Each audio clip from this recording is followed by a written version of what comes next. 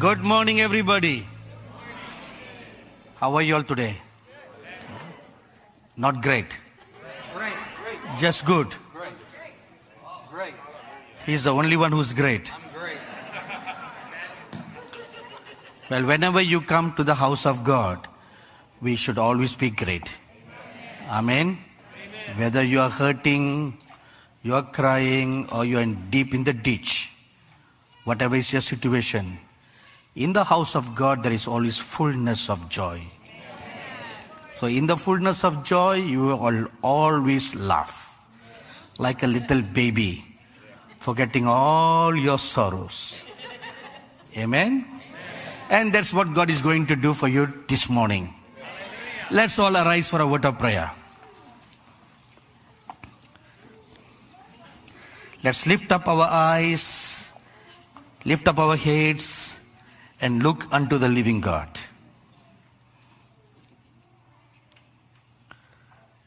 God is a good God. His grace and mercies endures forever and ever. Most gracious and loving Heavenly Father and the Lord Jesus, we come before your holy presence by the blood of the Lamb of the living God. And we come to you by faith. Look down from heaven, Lord, and look upon us. Bend your ears down to hear our prayer and to hear every whisper that comes from the hearts of your dear children. Look deep into their hearts and know what is inside them. Look into their thoughts, Lord, and know their thoughts.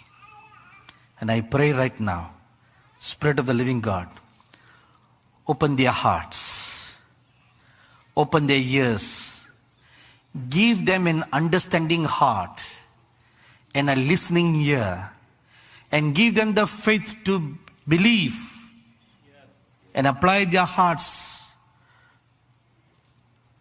And I ask you this morning, Spirit of the living God, to give them ears to hear, that they may hear what the Spirit of God is speaking to the churches in these last days. In the name of the blessed Lord Jesus Christ we pray. Amen. Please be seated, everybody. So once again, on this last session that I am here with you, I want to thank our dear Pastor David White for his great kindness to invite me to your wonderful The Gathering Church. Thank you so much. This is my third time that I've been to the Moravian Falls. The first time I came, I don't know which year was that. Do you remember? 2017?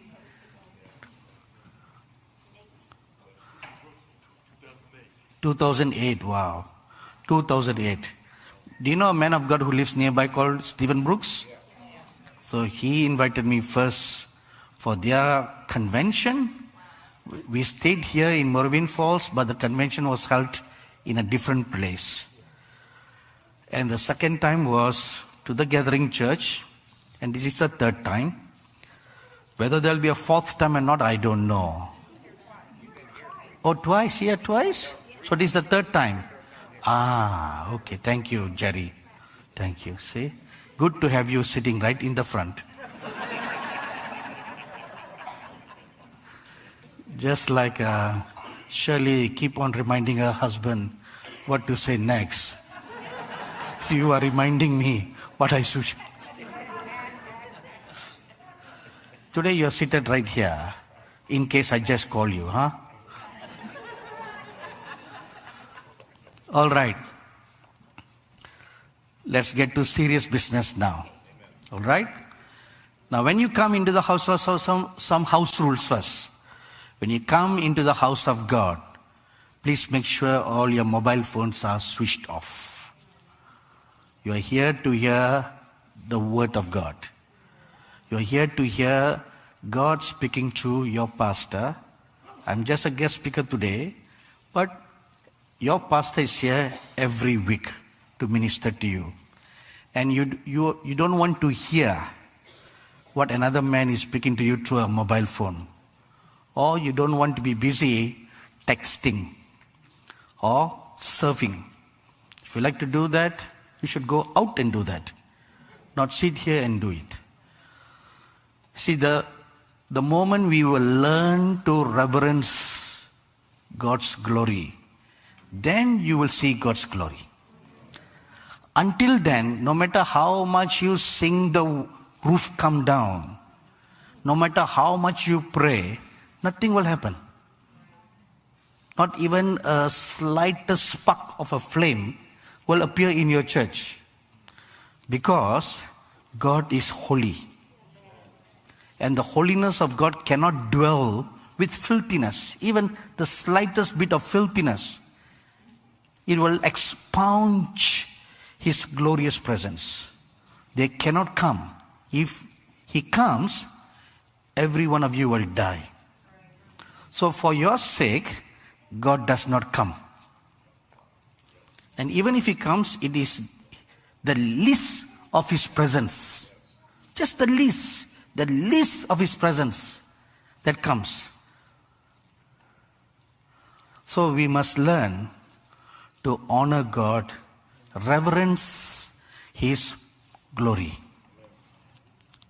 The moment you set your heart right with the fear of God and with the reverence of God, then you will see the Shekinah cloud of glory coming down in your church. This is not being religious, Throw away that rubbish teaching that's floating in Christian churches today. When a pastor or any speaker says, do this or don't do that, you say, oh, you've been so religious. Right? Have you heard that? That's rubbish. You're not being religious. You are being biblical. Amen, everybody? Amen.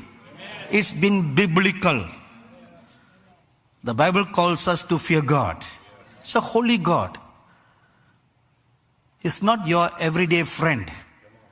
Some people say, oh, when I see the Lord, when I see Jesus, I'll put my arms around Him and we'll just walk by the beach and we'll sing lullaby to each other. Such people talk foolishly like that because you have not seen how the Lord Jesus looks like. You read Revelation chapter 1. The very Apostle John, who had walked hand in hand with the Lord Jesus for 3.5 years, who were like buddies, who always lied on the bosom of the Lord Jesus. But now when he saw the resurrected Lord Jesus, he fell flat on his face. Nobody has to say that. All your comeliness will destroy. Without anyone saying anything, you will automatically fall down on your face flat. That's how much the glory of God carries. Even now, angels who stay in the higher realms of heaven, when they come, you will do the same thing. You will fall to your ground. Not because you are worshipping the angels, because of the glory and the power that accompanies them when they come. You read this in the book of Daniel, in chapter 10.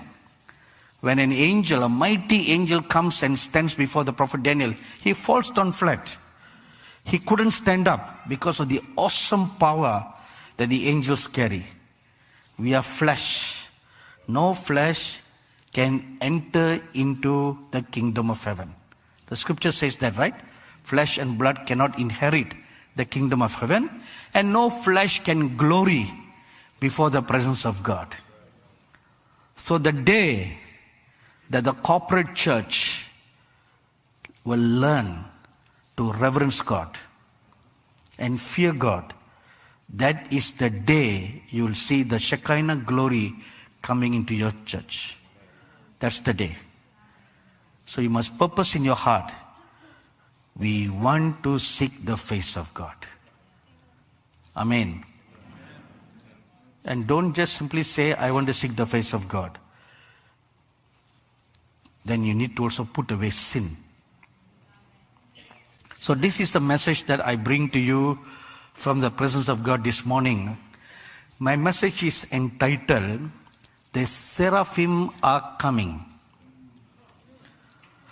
On the 30th of June 2023, as usual, I was praying one morning at 2.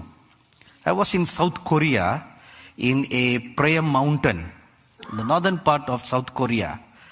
And as I was kneeling down to pray, I heard the Holy Spirit say, a seraph, see, a seraphim is plural, a seraph is singular, cherubim is plural, and a cherub is singular. A seraph wants to talk with you. The moment I heard that, I began to shiver, because a seraphim or a seraph or a cherub, they are not ordinary angels. They stand in the very presence, fiery glory of God. So it's a little scary thing if one of these wants to come and visit you. So as soon as the Holy Spirit told me that, I began to prepare my heart and be still in the presence of God. And shortly, a fiery, burning seraph, full of fire. It seems like the very seraph, the angel, is made of fire. He's just fire, all. You can see an outline of his figure, outline of his form, his face, his body structure are clearly visible, but at the same time, full of fire. Full of fire. You know, I stay at the church guest house called the Peach House. And on the ground floor, in the living room, there is a picture of a fiery horse. So every time I come down to make a cup of tea, while the water is boiling, I would stand by the dining table and just take a good long look at that picture. Because I have seen horses of fire in heaven. And the artist who ever drew it has painted it perfectly. The whole horse was full of fire, made of fire. And that's how the beings in heaven, not everyone, there are some angels that look very ordinary, some angels look gentle and calm. Of course, they all have beautiful eyes of gentleness and calmness. But those who stand in the very holy, glorious presence of God carry great power and great authority and great anointing. So when this seraph came into my room, he began to give me a word for the church. What is the purpose of their coming? So, whenever the nation of Israel strayed away from God, God sent these fiery serpents in the Sinai Peninsula to inflict them as a form of judgment, as a penalty for sin. So the natural fiery serpents, fiery. Why they are called fiery? Because when they sting, it sends a fiery sensation all throughout the body. That's what biology says about those serpents in the Sinai desert. Your whole body will burn with fire and they die. Now the seraphim, why they appear as a burning fire is because it is connected to the holiness and the fire of God. They stand. Not only they stand, they stay, they abide, and they reside in the very glorious, holy atmosphere or presence of the Almighty God. And in Isaiah chapter 6 verse 1 and 2, you read that they dwell around the throne of God. Not only around the throne of God like the cherubim, but they also fly above the throne of God. That seemed to be their dwelling places, above the throne of God. And each one of them have 6 wings. See, not 2 like you are accustomed to have heard in the past. Ordinary angels have 2 wings. The seraphim have 6 wings. The cherubim have 4 wings. So they all varies differently. So there are enough scriptures to give us some idea that not all angels have just 2 wings. There are some angels who have no wings. In case if you wonder how they fly, if Superman can fly, they can fly. And they seem very fierce, but at the same time have a very benign, kind look in their eyes. Their appearance is very strict, very fiery, very frightening, very intimidating. But when you look at their eyes, full of tender love, like the eyes of the Lord Jesus. Every being in heaven have that look because they are filled with the love of God. The love of God is everywhere in heaven, and in every created being in heaven, they are flooded with the love of God. Even the trees, the waters, the leaves, the birds in heaven, all are full with the love of God. Even the little fishes, okay, let's not go there. Say, I almost strayed. Now, flying around the throne of God, they are the sanctifiers of God's throne. And they circle around the throne of God crying or praising, holy, holy, holy, the Lord God Almighty, who was, who is, and who is to come. And for eons and eons of ages, they go around and around and around, just praising and crying, holy, holy, holy. Some many years ago, I read the testimony of a certain man of God in the US. Have you heard of this man of God called Jesse Duplantis?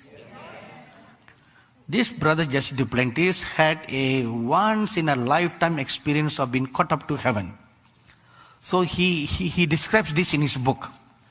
And he came near the throne of God and he saw this seraphim flying around the throne of God, crying, holy, holy, holy. And he stood there for quite some time to see.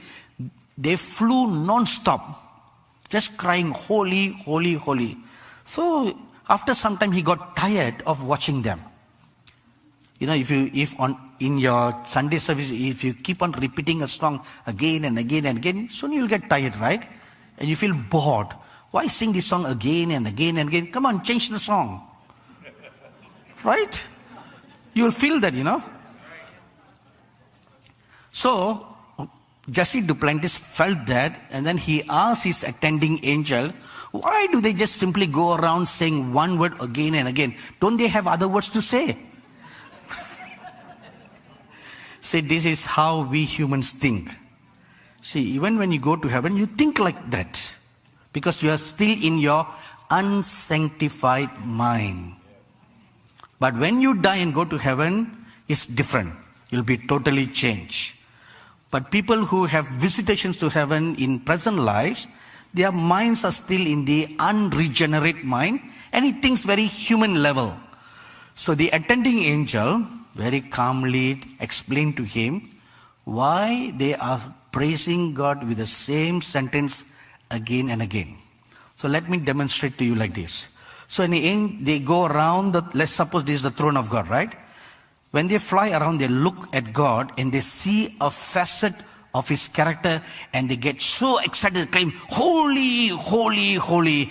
And praising God, they come around the second time, they see another facet and they cry, holy, holy, holy. And they go around, they come another, oh, holy, holy, holy. Jesse was shocked. And he asked them, how long have they been doing that? Oh, they said, from time immemorial. He was shocked. From eons of time, the angels are seeing different facet character of God, each revolution they make around Him. So you tell me, how can you limit God? We are so foolish in our understanding. That is why each time when the Lord performed a miraculous act for his disciples, he always asked them this one question: where's your faith? O ye of little faith. Each time he has demonstrated an act, they still come back to the zero faith. Right? They still come to the zero faith, and they are full of doubt. And they think God cannot perform any other miracle. They think that that's all he can do. See, we must learn to take the limits of our mind. I'll tell you one truth today. The day you learn to break the boundary in your mind, that's the day you will step into the miraculous. Yeah, this is your mind that prevents you from stepping into the miraculous. It's your mind. Because it always sprouts doubt. It always sprouts unbelief. What if God doesn't do a miracle? Is that your problem? Is that your problem? It's not your problem. Your job is to pray for the sick. It's God's job to heal the sick. So why are you worried about his job? Tell me. You take care of your business, God will take care of his business. You need not worry about him. He can take care of him. He's a big boy. So when the school of evangelism is conducted here, you step out into the highways and byways and you tell the people, I'm going to pray for you. Don't preach Christ first. Just tell them, is there any need that I can pray for you? And when God performs a miracle, then you tell them who did that miracle. I once was meeting with my secretary. This happened 40 years ago at KFC. Do you have KFC in Moree? No, you don't have. You are in a forest. Yeah? KFC? Here in Moree Falls? Really? Huh? Not here. This is forest. This is a forest where prophetic people live. Either in the desert in California, Lancaster, or in the forest here. Okay, so I met with my secretary and we were going through works, and she was explaining to me all the works that she had done. And then we were eating, and while we were eating, I noticed a woman with 2 big bags in her hands walk into the restaurant. And she stood for a moment at the door and she looked at my direction, and then she came and sat right across our table. And we went on discussing, and to prove a point or to mention a point, I took out my Bible and showed my secretary a scripture. As soon as I did that, that lady came over to our table and asked me a question. Are you having a Bible study? Can I join you all? So I said, I'm not having a Bible study now, but I'll be happy to answer whatever questions you have after we are through. She said, all right, please enjoy your meal. So she ordered her set of meal and she was eating and we were eating. When we were done, I invited her, please come and join us. I asked her, how can I help you? So she stood up, opened her handbag, and she took out 3 booklets. One was a book on Hinduism, one was a book on Islam, and one was a book on Buddhism. And this woman is an Indian woman from the northern part of India, where there are people called Sikhs. Have you seen Indian men with turbans on their head? She comes from that state. So they are called Punjabis. Say everybody? Very good. You qualified to become missionaries to India. So she said, I'm a Punjabi. but I want to know the truth. So I'm reading all these books. When I entered into the restaurant, when I looked at you, I saw a glow of light all over you. And I thought in my heart that you must be someone very holy, very saintly, to whom I can ask for counsel. I looked at her, I said, lady, you have come to the right person. I said, sit down. So I began to share my testimony, how from a Hindu I became a Christian. As I was speaking to her, the Holy Spirit opened my spiritual eyes and I looked into her heart and saw her life. From the day that she grew up from a child till the moment that she walked into the restaurant. What happened in her life? She just had a big fight with her husband. He slapped her and she packed her packed her clothes, left her house, not knowing where to go, and she just ended up at the KFC. When I described all that, she cried and she cried and she cried, and she asked me, how do you know? How do you know? Right to the last detail, when my husband stretched his hand to slap me, you describe it exactly like you stood there in my house and you saw all this event. I knew I got her attention now. So I asked her, have you seen me in your life before? She said, no.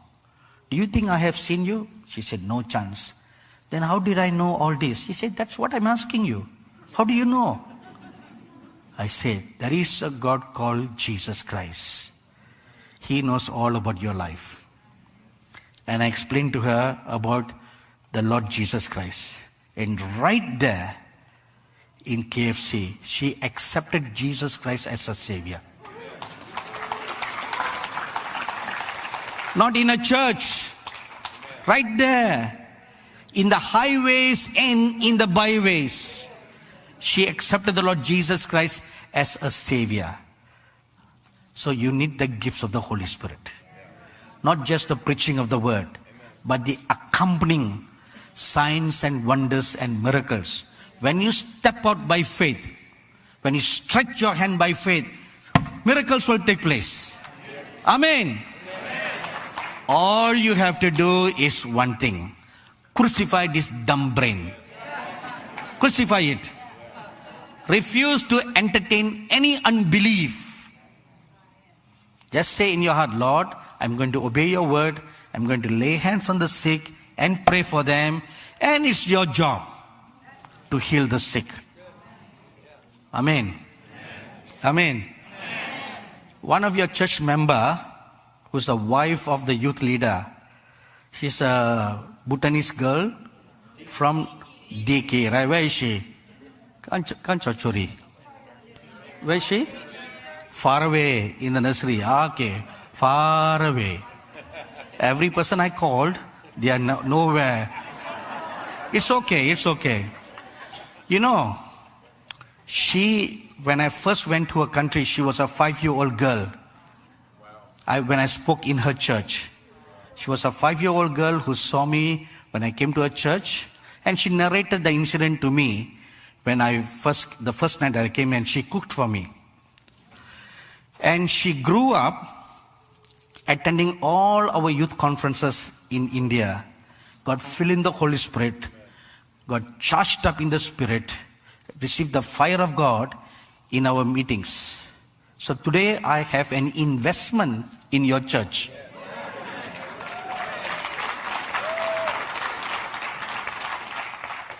Now, when I first went to her country, Bhutan, I remember the very first meeting that I had in their church. After the service, the pastor asked me to go and pray for one of his church member who is dying. It's a young woman with 2 little kids, very small kids, and she's been diagnosed with some very strange, incurable disease. The doctor said she was going to die in 3 days.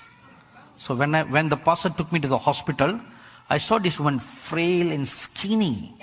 She's just bones lying on the bed, hospital bed with the shadow of death all over her face. When I looked at her, whatever little fit that I had just flew away. You know? But the pastor has great faith in me. He said, Sadhuji is an honorable title that they give to men of God or older people, you know. And he said, no, when you pray, God will certainly hear your prayer. I said, all right, let's pray. When I prayed, I laid my hands and I saw in the spirit the hand of the Lord Jesus. Now I'm sharing this to encourage you what will happen when you do the same. I'm not bragging about my spirituality. I'm just sharing this to provoke you to a holy jealousy. That you can do the same, and this will also happen to you when you do it. So when I stretched my hand, I saw the hand of the Lord Jesus come upon my hand. And when I prayed, a fiery anointing from the Lord's hand came upon my hand and entered into her body. And when I prayed through, I felt in my spirit that my prayer was heard. But in the natural, nothing happened to the woman. She was still as dead as she first looked like. But I told her husband and her pastor, God has touched this woman, not to worry. So I left. 6 months later, I came to a town on the border of India and this nation for a 3 or 5 days of convention. And during the convention, there was one young woman who was like an antelope, a deer, that was literally jumping here and there, serving us. Serving all the men of God. She was literally jumping everywhere. She was not even walking, you know. She was a bundle of joy, full of happiness, just jumping everywhere, serving us. And I noticed this. I thought, oh my God, this must be, in her former life, she must have been an antelope.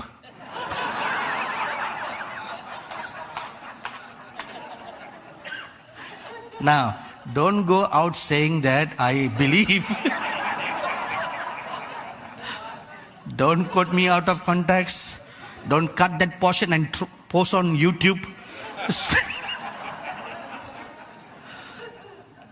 Today's Christians are good at all that, you know. Right? That was just a jest about former life. And about 2 days later, the senior pastor who invited me to the convention, while we were eating, this woman was still running around serving everyone. Now, he asked me, do you recognize that lady? I said, no. Who is she? This is the woman you prayed for in Bhutan. You know what happened? The doctor said she will die in 3 days, right? She was healed on the 3rd day. Totally healed. All things in her body totally restored. And she rose up as if there was nothing in her body. She's still alive today, living in Nepal. Her husband was a chief cook working in the palace of the king. So, you can do the same. Amen. So when you go out after the school of evangelism, don't just hear and do nothing. You need to go out into the highways and byways, knock on people's doors and say, is there anything that I can pray for you all? Even an unbeliever will want a prayer. They will want a prayer. They will welcome a prayer as long as you're not pushy. They say, I'm here to pray for you and bless you. And then as you start praying, the Lord Jesus will come and stand by your side. And the power of God will flow through you. And a miracle will take place. Then they will ask you, something happened to me. Something happened to me. Then you open your mouth and you preach the Lord Jesus. And you will win souls and bring into the house of God. Amen. So, the seraphim are sanctifiers of the throne of God. And they fly around the throne of God praising the glory, holiness of God. And when they come, they also sanctify a person. Because that's what they carry. The anointing that they carry, they sanctify a person. By the way, angels also are anointed, like we are anointed. If you read in Ezekiel chapter 28, concerning Lucifer, the scripture says, you were an anointed cherub on the mountain. So, angels also have an anointing. According to their function, according to their works, they have individual anointings.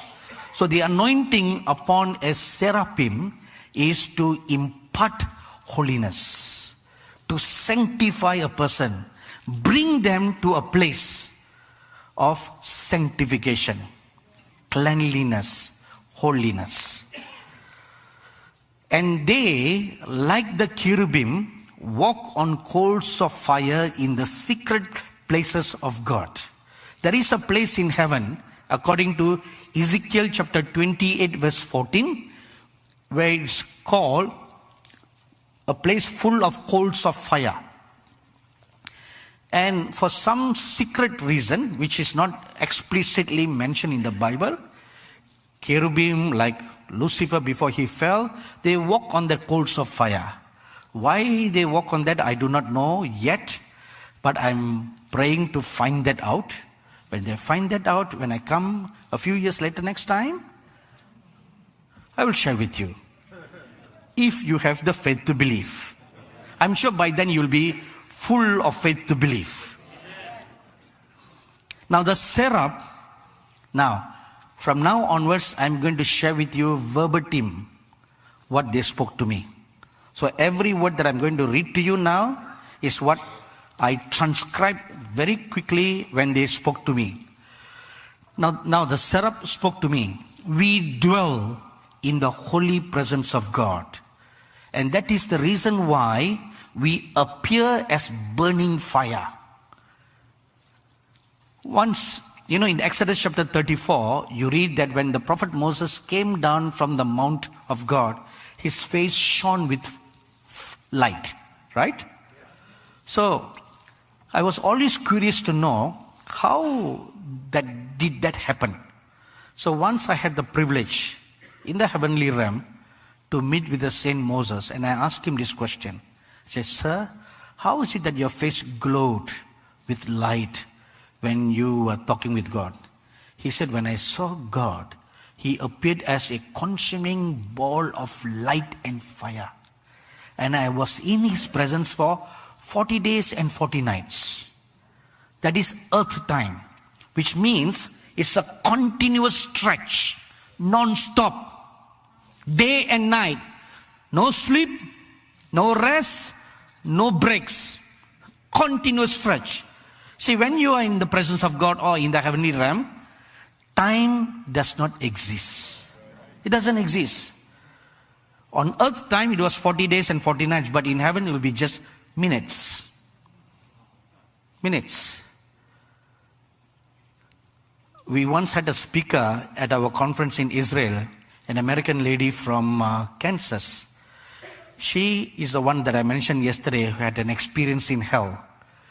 And so I asked her during our private conversation, according to earth time, how long do you think you were in hell? She hesitated to answer that question. I said, look, it's just you and me here now.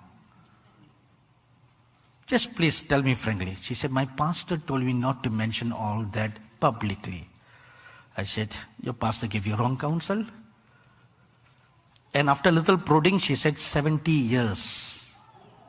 70 years. If she would count earth time, it was 70 years. This woman literally experienced hell. You should have her in your church. Have you heard of her? Lori Ditto? Your life will never be the same when you hear her. She literally not only saw, experienced hell. And why was she in hell? She was not an unbeliever, She was born again, baptized in water, filled in the Holy Spirit, had all the gifts of the Holy Spirit, chiefly the gift of prophecy, and she was on staff in a very highly respected prophetic ministry in the US. On staff. One day, she felt like she was dying, and her spirit went straight down to hell. Why was she sent there? Because of unforgiveness. That was a chief sin, unforgiveness.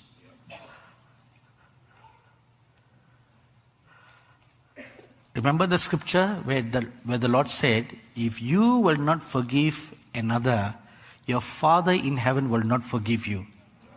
So if your Father does not forgive you, then your sin remains. If your sin remains, you cannot enter into heaven. Then you'll be cast into hell. So don't keep any unforgiveness in your heart. It will destroy your soul. Get rid of it. Whether you are justified to keep it or not, is not worth. Throw it away. Get rid of it. So that you can live a clean life. So that you can be with God for eternity and not be with Satan for eternity. Remember Desmond Tutu I mentioned yesterday? Don't be like him. He is so foolish to say, I'd rather be in hell with the gays than in heaven where there are no gays. What an idiotic man he was to talk like that. I don't care. He can be an archbishop, he can be the pope, he can be anything. See, this is basic theology. Right? Basic theology. Doesn't he know basic theology? You don't need to be a theologian to know basic theology or basic scriptures. Any little baby can read the book of Revelation, can know the meaning of it. Every abominable thing is not allowed in heaven. Period. You don't need any commentaries to explain to you what it means, Right? So why didn't an archbishop know this simple truth? But that's how they have become deranged in their spiritual mind. Deranged. Corrupted. That's how much the devil has deceived them into thinking everything is okay. It's not okay. It's not okay. So we dwell in the presence of God. We appear as burning fire. Then he looked straight into my eyes and he asked me a few questions. Do you know who your God is? And I was trembling now and dare not answer his questions. Do you know who your God is? He is a consuming fire. Deuteronomy chapter 4 verse 24. He is holy. He is almighty. He created all things. He rules and reigns over all things. This is how great your God is. Not just a carpenter from Nazareth. I've seen some cars in the US where they carry a bumper sticker. My boss is the carpenter from Nazareth. Have you seen those bumper stickers? That is the most sacrilegious thing to say. My boss is a carpenter. Your boss is not the carpenter. Your God is the God of heaven. He's not your boss, by the way. See how lowly Christianity is in the US. You have no understanding of the glory of God or the holiness of God. You have absolutely no knowledge. That is why you make bumper stickers like that. That is why you have very callous attitude towards the living God. You do not know who your God is. He's holy. He's consuming fire. He's the great Almighty God. The 3 million Israelites who saw the great, awesome works of God with their own naked eyes, even they could not believe all that. For 40 years, they did not believe all that. They kept on rebelling against God. If they who saw could not believe, how much more you who did not see? But you are without excuse because you have the word of God. You are without excuse. The children of Israel did not have the word of God. Though they saw, they did not have the word. But you have the word of what they saw and what is to come. So you are not without excuse. They can be forgiven. They can be excused, but not us. You cannot say, I do not know. You cannot say, my pastor didn't preach on all these things. You cannot say, my church did not preach all things. You have the word of God with you. You have it with you. If not an old-fashioned Bible, you have a digital Bible with you 24/7 all the time. So the question will be asked next, why didn't you read? Why didn't you read? So what excuse will you give next? That I'm busy? A very godly pastor of a certain church was once invited by one of his church members to visit their home for tea. So this happened in England. In England, when they say tea, it either means for lunch or dinner. So you don't be mistaken that it's just tea. So, pastors, like I told you the other day, they are two kind. And they are very shepherd. They always want to visit their members to inquire how they are doing. They are just like a big teddy bear daddy, Not only they are teddy bear with a big heart and a softy, fluffy heart. They just like to hug all the church members and give them tender, loving care. That's what pastors are, usually. So this pastor and his wife went to this church member's house for a meal, and they had a delicious meal, and the family, the church member, was quite well-to-do. So they had nice porcelain cups and saucers, plates and everything. So once dinner is done, then next is tea. That's English. You go to any English home, a tea is followed by a meal. So they serve tea on a beautiful, nice ceramic cup. And then the teaspoon was so exquisitely made with fine china, with engravings and all that. So they all had tea, and then the pastor stood up. He prayed a prayer of blessing for the family, and he left. And when the woman of the house was cleaning the table, she realized to her great shock, the pastor had stolen her spoon. She fumed with anger. How dare the pastor stole that limited edition spoon. She cannot buy another spoon to replace the spoon because it was limited edition. The limited edition, they don't make it anymore, right? She was so mad. This pastor talks holy in the church.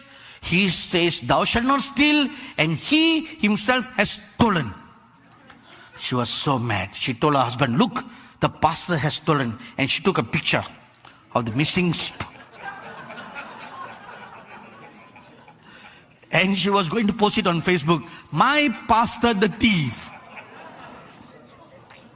So good thing was she decided, let me confront the pastor first, then I'll post it on social media. So the following Sunday, you see, that's a godly thing to do, right? Go and talk to your pastor. Why did you steal my spoon? If you had asked me, I would have given to you.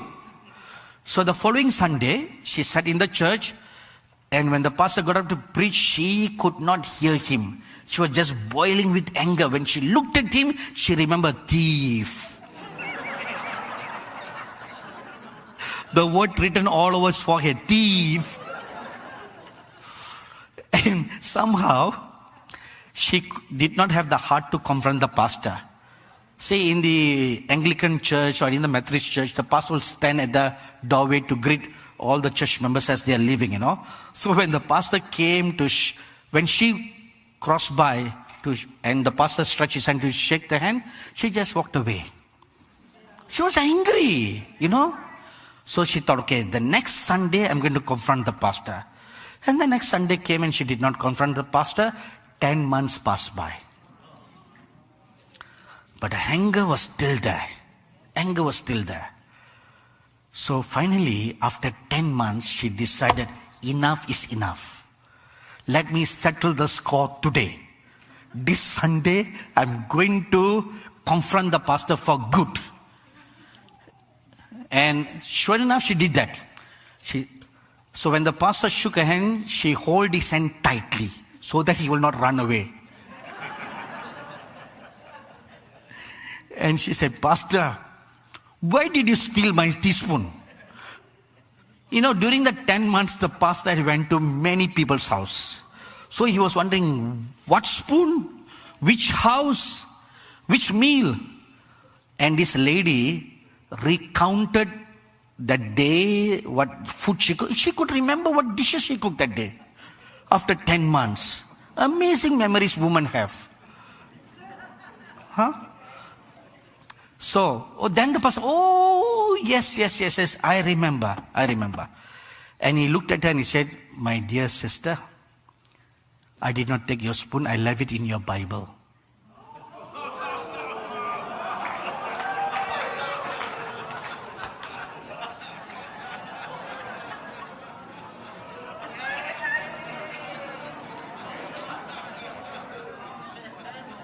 You understand?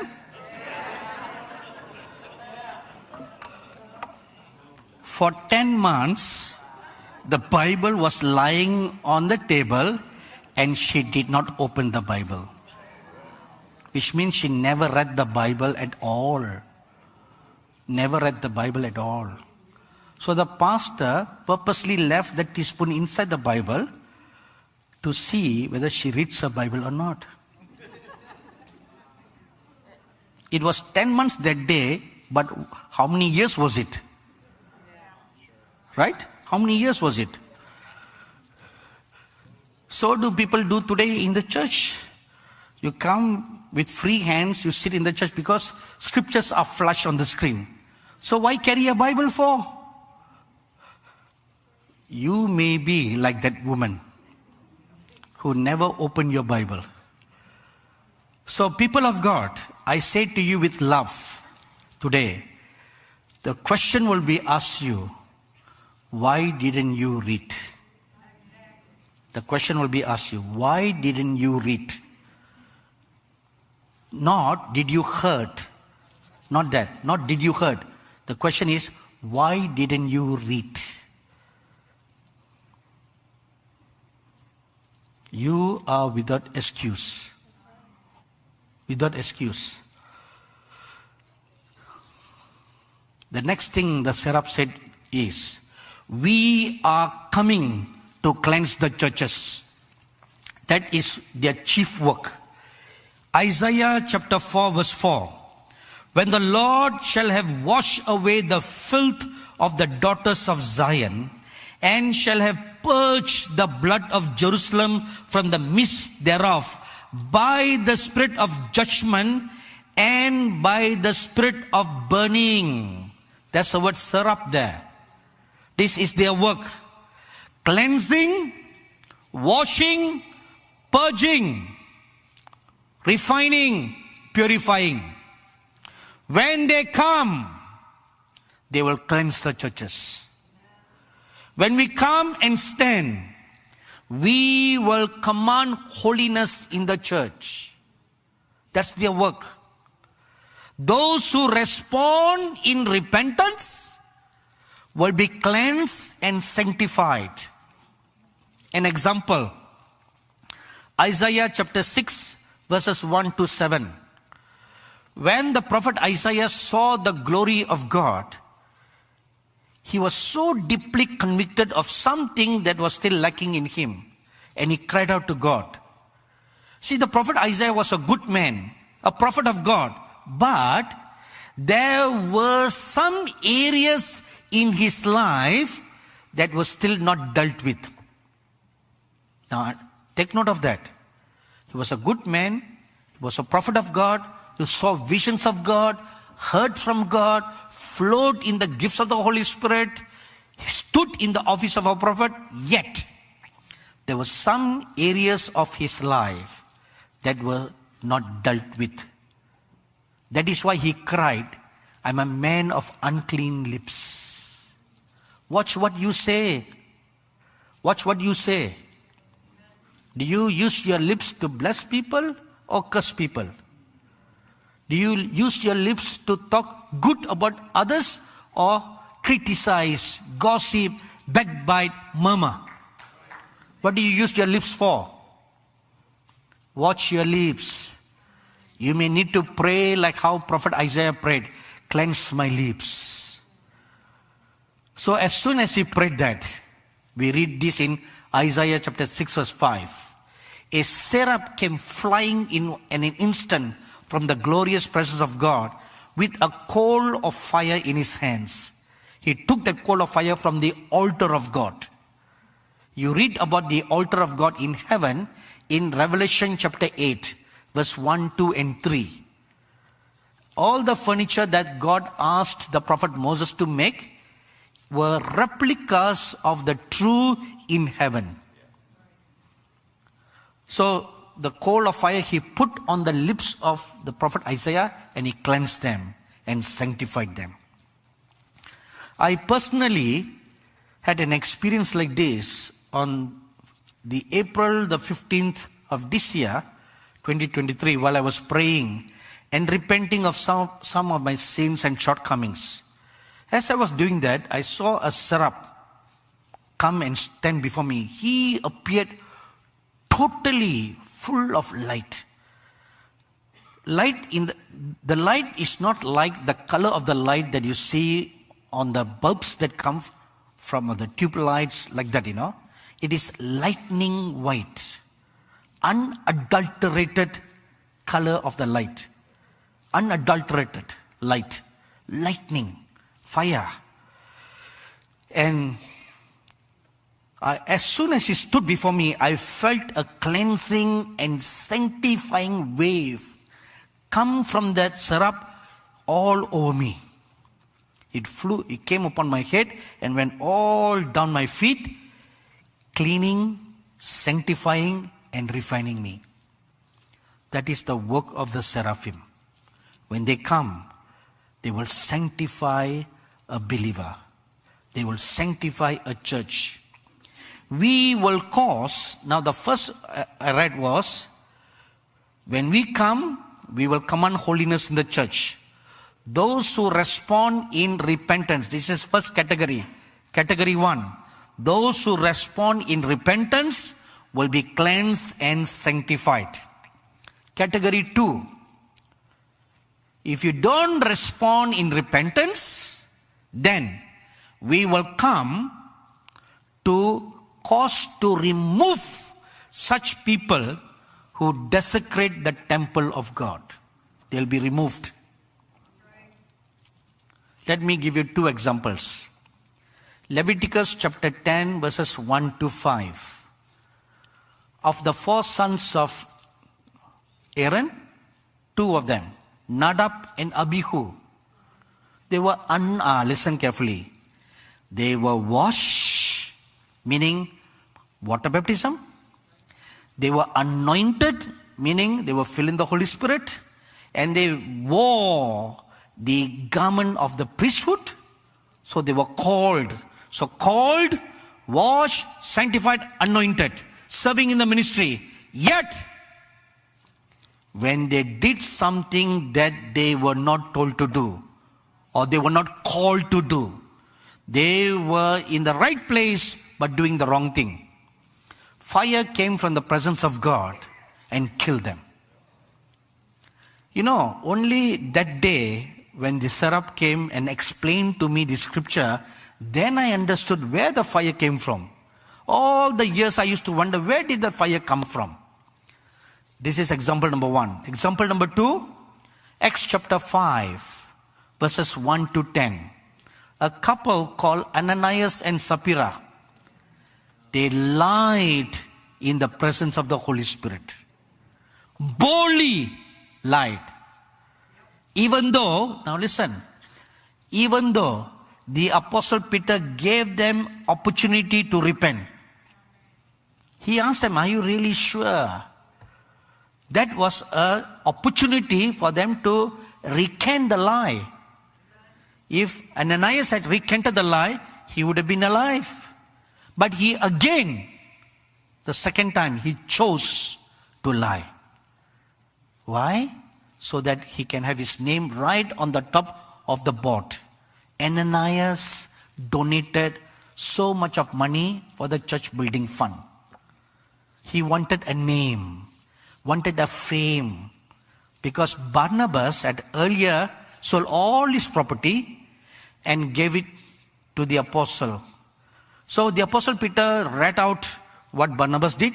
So Ananias thought, I too want a name like that. So that just like the flags that hang around this church, he wanted his picture to hang on the wall of the church. Instantly, when the Apostle Peter spoke, he died. 3 hours later, his wife came. And she repeated the same lie. She too dropped dead.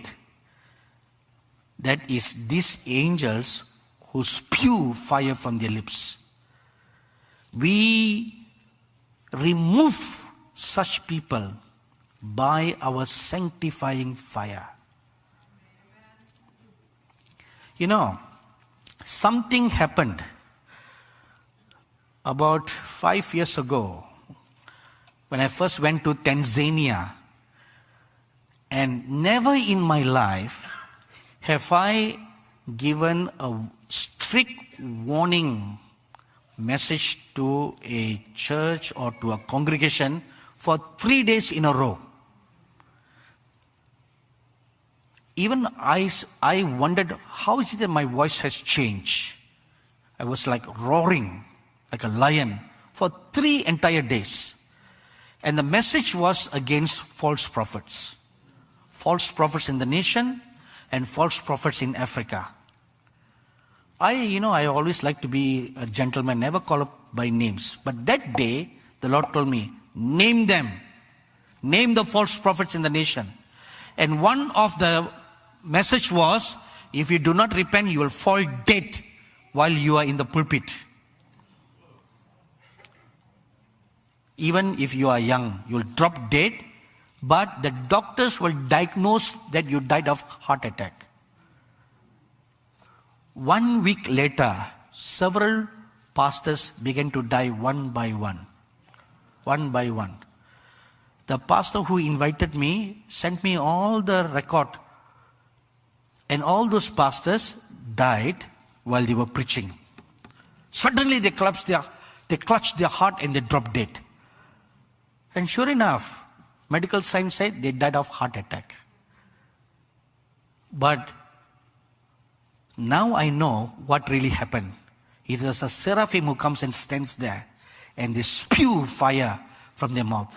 It's a judgment from God. And the same thing has been happening in the US. Just that you didn't know. Why are some pastors being exposed of their adulterous lifestyle when it was going on for a long time? Because the time came for God to judge them. That time came. God gave them a long rope of time, space of time to repent, to put away that sin, to judge themselves so that you will not judge. They refuse to put it away. Because why? Grace of God. Grace of God. See, when you sin once and nothing happens, you get a little bolder. And you sin the second time, nothing happens. And you sin the third time, nothing happens. By the mouth of 2 or 3 witnesses, nothing happens to you. You feel in your heart, this is okay. This is okay. And you go on sinning. In God's great mercy, He will send someone to speak to you. Either directly or indirectly in a message. And you will know that one particular word will strike your heart, will convict you. If you harden your heart, then comes judgment. You harden your heart. Suddenly, their sins are exposed and they leave the pulpit in shame, or they just simply resign themselves and walk away. The seraphim are coming and they are going to cleanse the church. No one can stand before the holiness of God. No one. That is why the Lord God told the prophet Moses, "You cannot see my face, for no man shall see me and live." Exodus chapter 33 verse 20. See the fullness of the glory of God. No one. No one can. If you ever hear anyone say, including me, that I saw the Lord Jesus, it is because the Lord shrouds His glory. And it comes in a simple form. We just see a similitude of the Lord and not the real thing. The real glory you cannot see. No man can see. At least not now, maybe in heaven. In our glorified state, the scripture says we'll see the Father. We'll see God. That will be possible, not now at this present time. When we come from the holy presence of God, those who live in sin will fall dead. So you better check your hearts, check your life, and remove every leaven from your lives and from your midst and from your church. Remove every leaven. So that when they come, they will purify you and bring you one step higher and not judge you. But those who love the holiness of God will be sanctified. They love the holiness of God. They love repentance. They love the justice of God. They will be purified. Isaiah, like what happened to the prophet Isaiah. Isaiah chapter 6 verses 5 to 7. So church, arise, wake up, behold, your king is coming. Bride, get ready. Your bridegroom is coming to receive you. So this is the word that the seraph gave me for the churches. So in conclusion, I want to say, God is going to purify His church because He's coming soon. The bridegroom is coming to take his bride away. And the bride cannot be a corrupted bride. You have heard this tons of time, right? But what have you done? Nothing. But let me tell you with great love today, time will delay no longer. You have heard tons of times in the past, but now we are in the end times. You cannot leave this church this morning not doing anything about it. Remember I told you on the first day, I had no intention to coming to Morivin Falls. But the Lord compelled me. He said, go, go. Remember that? And I told you on the first day that I'm here on assignment. This is the assignment. To bring this word to you. God is going to purify His church. The fire is not for the cleansing of sin. The first sin that you already repented of. But the fire is for purging and refining. Purging and refining your soul, your spirit. It deals with the consequences of sin in one's life. Not the very original sin that you already repented of when you got saved. But the consequences of sins that we do every day in our life. So the fire comes to deal with that and the pollution that sin causes in our life. Our thought life, our speech, hearing, our actions. You need that purging and the refining every day. Every day. The roots of sin and the effects of sin are so deep in many people's lives that only God can heal and restore you. No one else can do that for you. Only He can do that for you. Things that you have struggled for years and haven't been able to overcome, this fire from the seraphim will help you to overcome. One word, one spew of a flame of fire from the seraphim will set you free from all those bondages for good.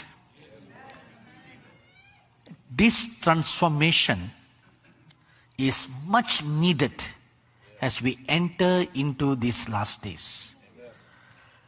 Let's read a scripture in closing. Please turn your Bibles with me to Luke chapter 3. And we will read verse 16 and 17. Luke chapter 3, verses 16 and 17. John answered, saying unto them all, I indeed baptize you with water, but one mightier than I comes, the latchet of whose shoes I am not worthy to unloose. He shall baptize you with the Holy Ghost and with fire, whose fan is in his hand, and he will thoroughly purge his floor, and will gather the wheat into his garner, but the chaff he will burn with fire unquenchable. Two things are going to take place in these last days. A gathering and a burning. Two things. A gathering and a burning.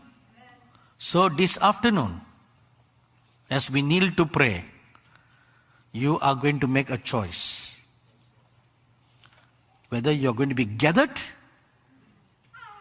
or burned. Let's all kneel down before the presence of God.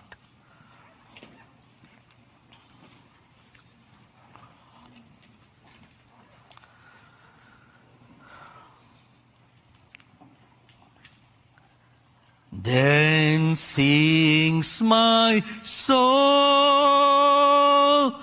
my Savior God, to thee. How great art thou! How great art thou! Then sings my soul, my Savior God, to thee. How great art thou! How great art thou!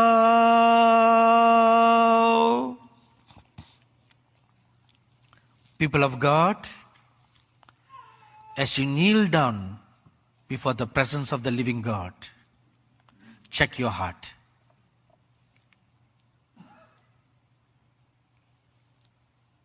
Check your mind. Check your thoughts. Are there any unforgiveness lurking inside you?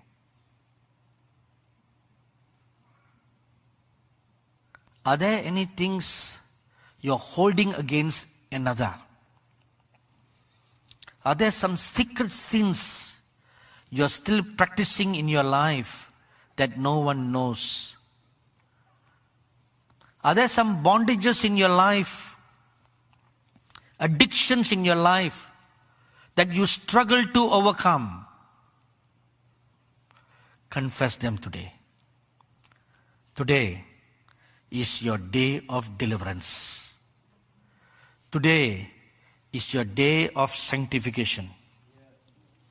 Today is your day of refining. Today is your day of purging. Today is your day. And not only the people who are here, even this church, the gathering church, to be sanctified. Thank you, wonderful Lord Jesus. I hear the Holy Spirit say, ask the people to truly lay their all before me.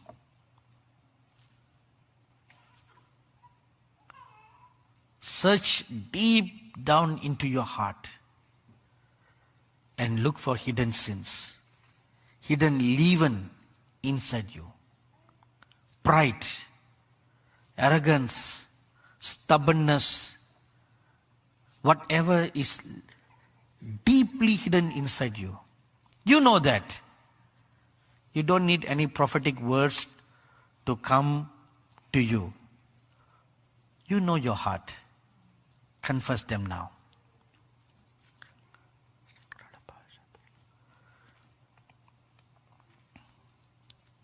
You can either be gathered to the barn of God or be bundled up as chaff to be burned.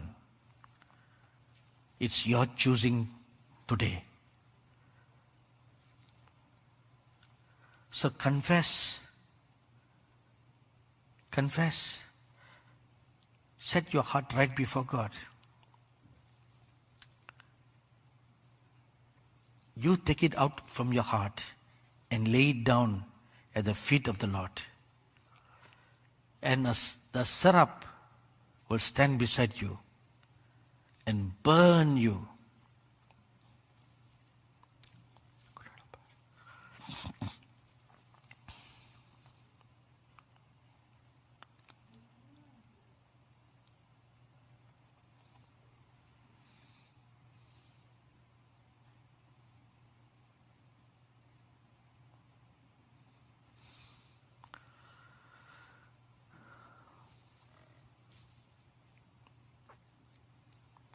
Today is going to be the day of sanctification for you. Today is the day that's going to be a day of purification for you. Today is the day that's going to be a cleansing day for you. Today, right now. So yield yourself. Make a total surrender, a total yielding, that you will be totally cleansed right now.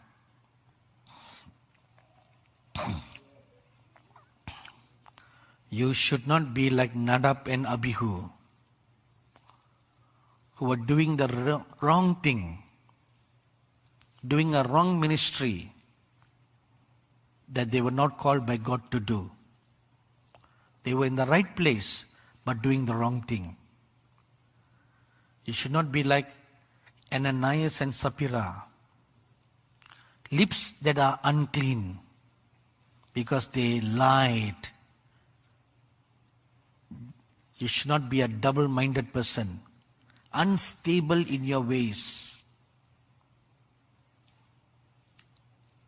A mouth that talks haughtily, a mouth that talks arrogantly, pridefully, a mouth that despises others. Cleanse. Ask for forgiveness.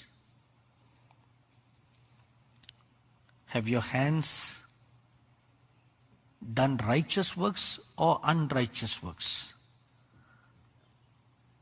Have you used your hands for righteous works or unrighteous works?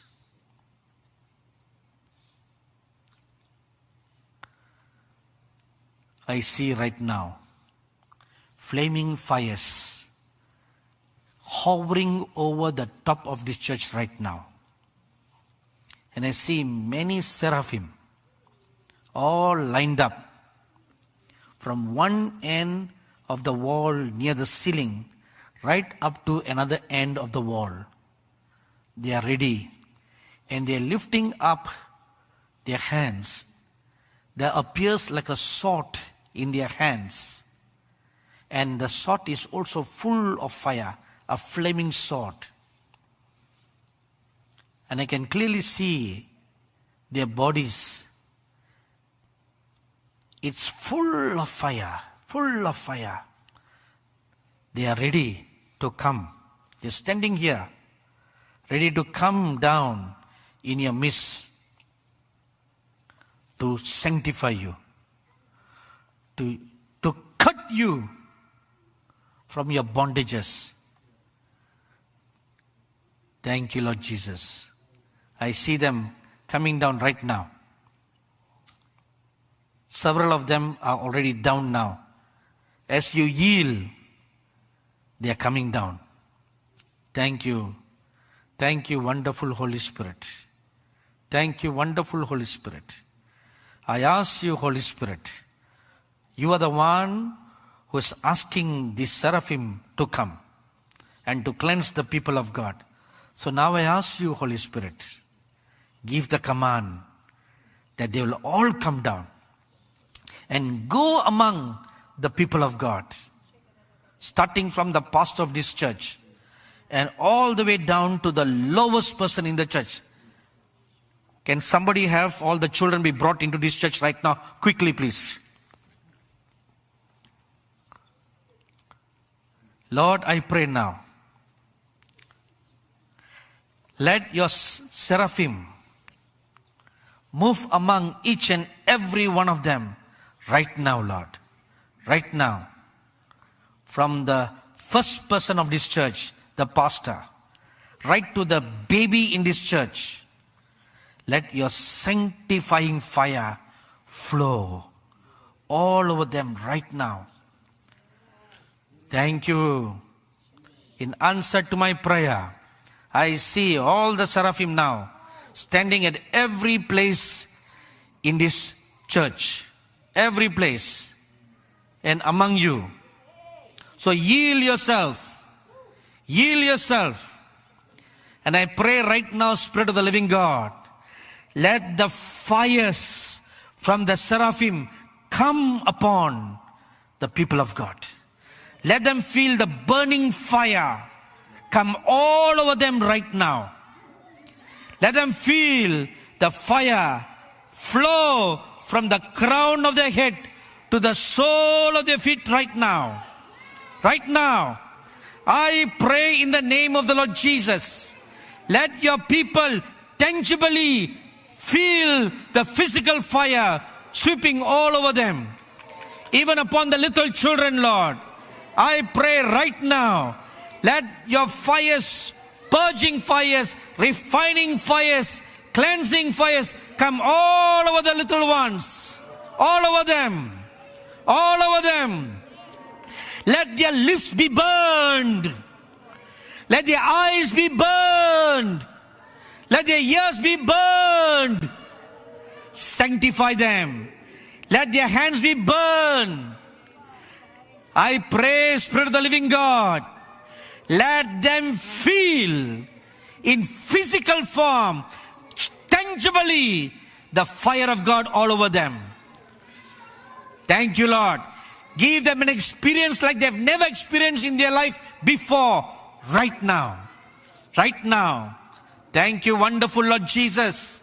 I see one particular seraphim flying all over this church, every ceiling, every place of the church, and he's lighting with the fire. He's setting them on fire, cleansing, sanctifying this physical place. Sanctifying, cleansing this physical place. Every defilement that took place here, because of words spoken, because of actions done in the secret, without the knowledge of the pastor, secret dealings, secret words, secret actions that have defiled this place are being sanctified now. Sanctified now. Sanctified now. Let it flow Fire of God all over this place, all over the children, all over them. Sanctify them, Lord. Sanctify them. Let it flow and flow, purging them thoroughly. Purging them thoroughly. Inside their inner being, upon their eyes, upon their ears, upon their lips. Let there be a burning sensation. Let them experience it on their lips and on their hands. Sanctify them, Lord. Sanctify them. Thank you, wonderful Lord Jesus. Thank you, wonderful Lord Jesus. Sanctify them. Sanctify them. Sanctify. Thank you, Lord Jesus. Thank you, wonderful Lord Jesus. Every place, even the very physical structure of this church, sanctify them, Lord. Sanctify. Be purged. Be cleansed. Thank you, wonderful God. Thank you, wonderful God. Thoroughly, thoroughly, thoroughly. Let your seraphim cleanse everyone here. Cleanse everyone. Thank you, wonderful God. Thank you, wonderful God. From the crown of their head to the sole of their feet, let them experience these purging fires. Flow like waves after waves after waves all over them. All over them. Oh, thank you, wonderful Lord Jesus. I too physically feel the fires flowing in my hands. Thank you, wonderful Lord Jesus. Whatever may be your needs, whatever may be your sicknesses, whatever may be your diseases, I command in the name of the Lord Jesus, let the fires cleanse them. I command in the name of the Lord Jesus, the bondages in their lives be broken right now. Thank you, wonderful Lord Jesus. Thank you, wonderful Lord Jesus. Flow, Holy Spirit. Flow.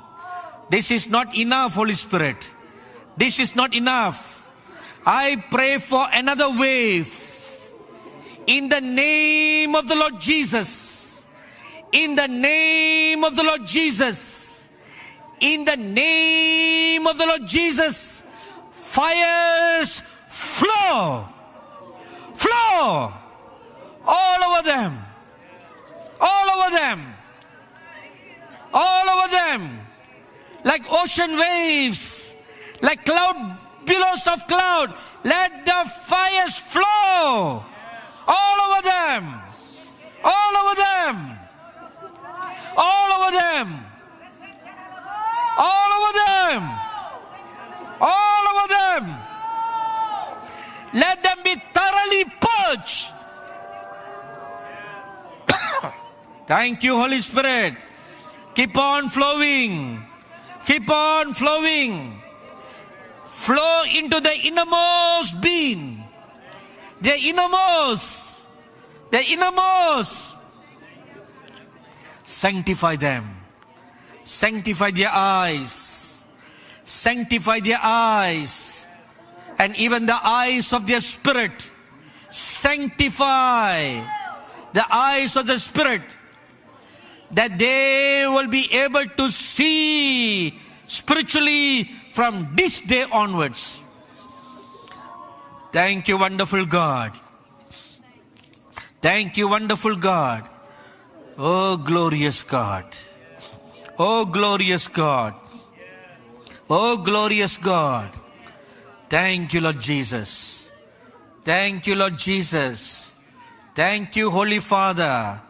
Thank you, Holy Spirit. Oh, you are a good God. Your grace and mercy endures forever and ever.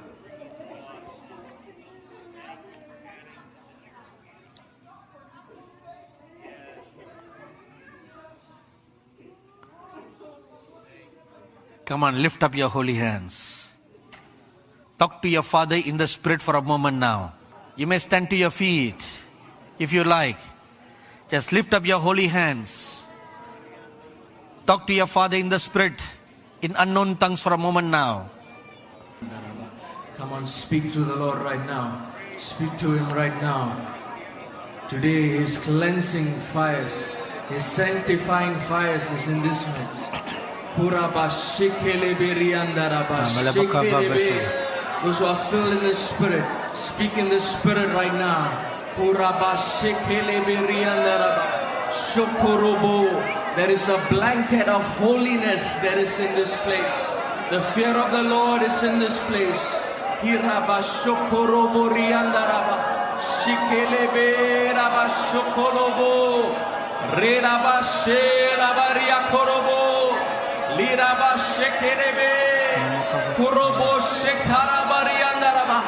The word of God says, cry unto the Lord and you will be saved.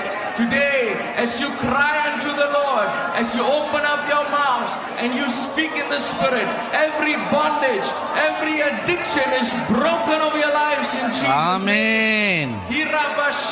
Amen. Every chain, every bondage be broken in the mighty name of Jesus. From today your lives will be transformed because you are filled with the holiness of God. You are sanctified by the fires that proceed from heaven.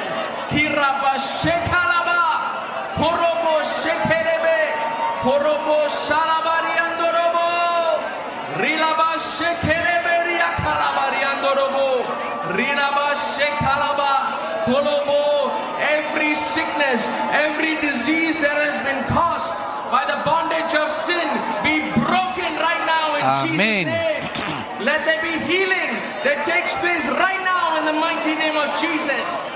As every chain is broken, every bondage is broken, right now let there be healing that takes place in the name of Jesus. Rikaraba shorobo, liraba shekerebe.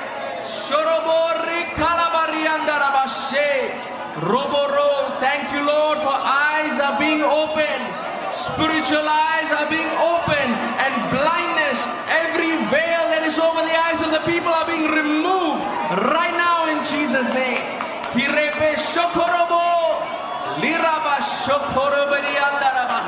Oh, the cleansing fires of God. The cleansing fires of God. Hirebe Sokorobo, Libarakalaba Sokorobo Riandaraba, Kerebe Sokorobo, Relaba Serebe. Every unclean spirit, every spirit that causes adultery to take place, we break it right now in Jesus' name. We cast it out in the name of Jesus. Kerebe Sokorobo. It has no place to live inside the temple of God. It has no room to live inside the people who are filled with holiness. Right now, we cast you out in the name of Jesus.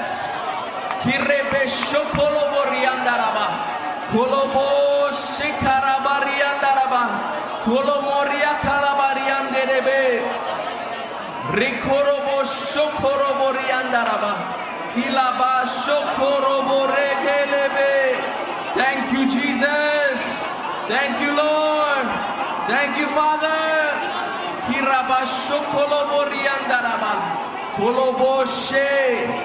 We thank you, Lord, that today we are going to go from here people who are filled with the holiness of God, who are filled with the glory of God, filled with the fire of God, and we will go out to the highways and the byways, and we will preach and carry the presence of God when we go there. Kirebe shokorobo, libara shokorobo, shikaraba riandaraba sheke. You are the temple of God. You are the temple of the Holy Spirit. Rekerebe, you carry His glory and His presence within you. Come on, lift your hands and bless the name of the living God. For He has blessed you this day. Amen. He has sanctified you this day. He has cleansed you this day. Amen. Rikelebe Sokorobo. We read in the Word of God that when Jesus performed a miracle, after he was done, he tells the person who was forgiven, he says, go and sin no more. Let it be a reminder to you today, even as you are filled and even as you are cleansed, even as you have been refined, as you step out from here, let your lives never be the same. Do not fall back to your sin no more, because right now you are filled with holiness and the Holy Spirit will help you to overcome. You are called to be an overcomer. Hirebe shokolo boriandaraba. Kalaba shekerebe. Shokolo boriandaraba. Shekalaba.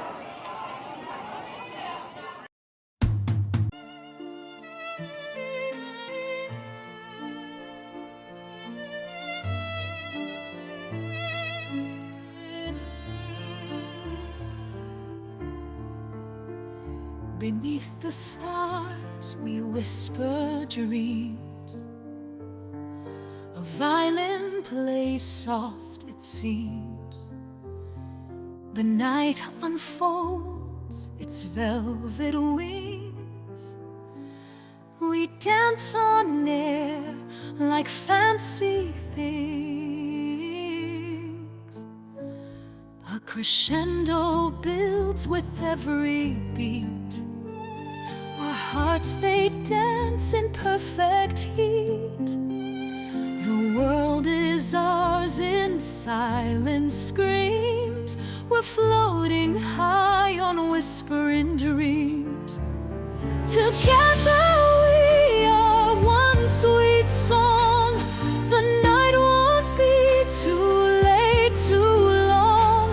Our melody will carry on in every note where we belong.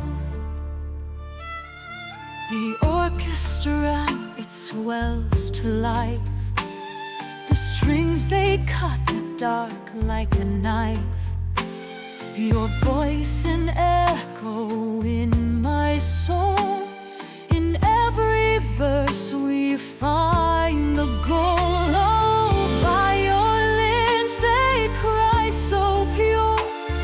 In every touch we find the cure. Your hand in mine, the music flows. In whispered dreams, the magic grows. Together we are one sweet song. The night won't be too late, too long. Our melody will carry on in every